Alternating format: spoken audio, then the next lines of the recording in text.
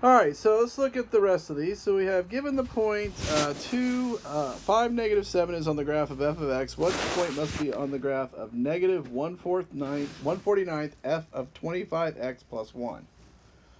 So remember, anything on the inside is going to influence x. So we're multiplying by 25, but remember, when you multiply by a number on the inside, it's actually going to multiply the x by the reciprocal.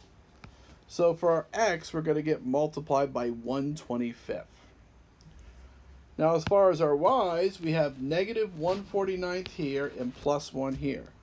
So we got a lot of stuff going on. We're doing a vertical compression by 1/49th, a vertical reflection over the x-axis, and plus 1. But as far as the rule, we're multiplying the y's out front by 1/49th, so negative 1/49th times y, plus 1 for the vertical shift.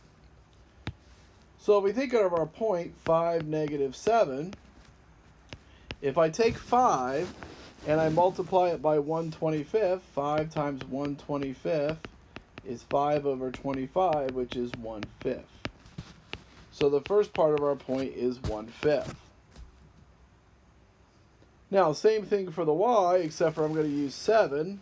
And these admittedly are kind of gross numbers. So we have -7, which is my y, times negative 1/49 plus 1. So that's going to be 7 over 49, which is 1/7 plus 1, which is 1 and 1/7, or 8/7, because you know I do not like mixed numbers. So 1/5 and 8/7 is our point. Now, I don't think that your point will be anywhere near that difficult on your quiz, but that's kind of the numbers that we were dealt with.